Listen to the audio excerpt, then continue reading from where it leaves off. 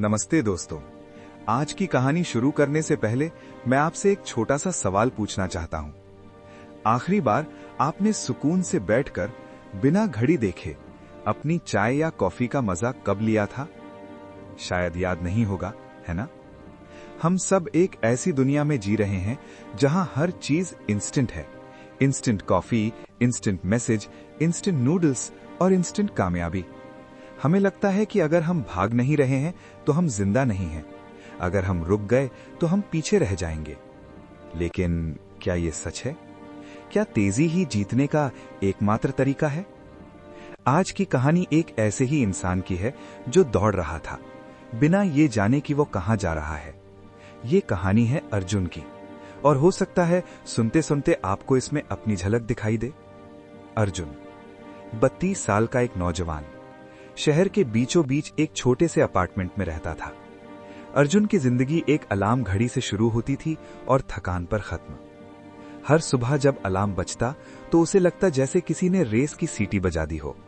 बिस्तर से उठना, आधे मन से ब्रश करना, गर्म चाय को जल्दी जल्दी हलक से नीचे उतारना, सिर्फ इसलिए ताकि बस न छूट जाए। अर्जुन जिम्मेदार था, मेहनती था, लेकिन उसके अंदर एक शोर था, एक ऐसा शोर जो कभी शांत नहीं होता था। ऑफिस में कंप्यूटर की स्क्रीन के सामने बैठकर भी उसका दिमाग कहीं और होता था। घड़ी की हर टिक टिक उसे किसी हथौड़े जैसी लगती थी। उसे हमेशा लगता था कि समय रेत की तरह उसके हाथों से फिसलता जा रहा है। सबसे बुरा वक्त तब होता था जब वो अपना फोन खोलता। सोशल मीडिया, एक ऐसी जगह जहां हर कोई जीत रहा था।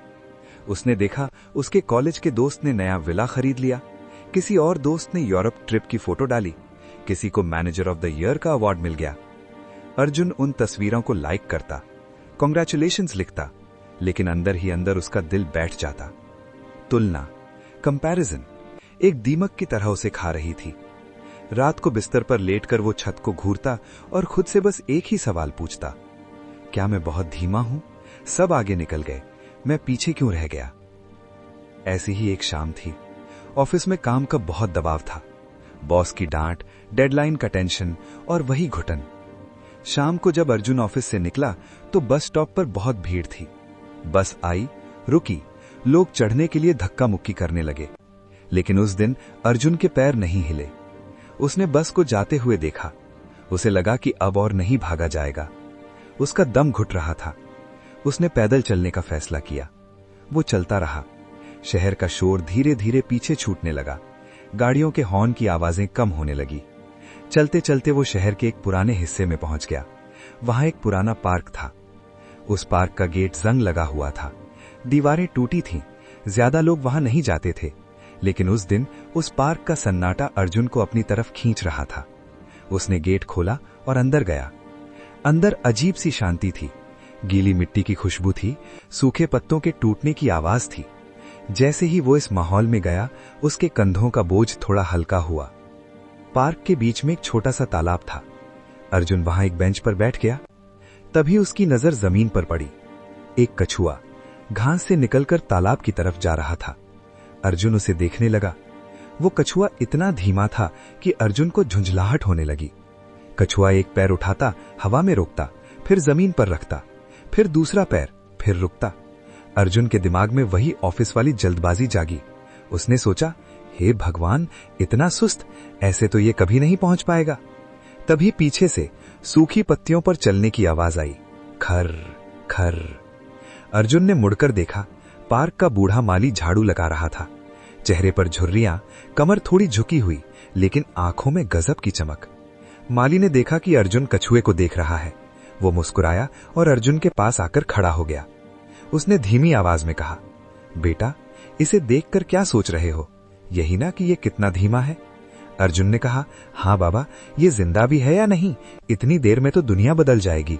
माली हंसा। उसने कछुए की ओर इशारा किया और एक बहुत गहरी बात कही। उसने कहा, बेटा, ये कछुआ इस पार्क में तब से है जब तुम्हारे पिता भी शायद बच्चे होंगे। मैंने यहाँ कई जानवरों को देखा। कुत्ते आए, बिल्लियां आईं। वो तेज थे, वो फुर्तीले थे, वो इधर उधर भागते थे, लड़ते थे और जल्दी चले गए। लेकिन ये अपनी रफ्तार जानता है।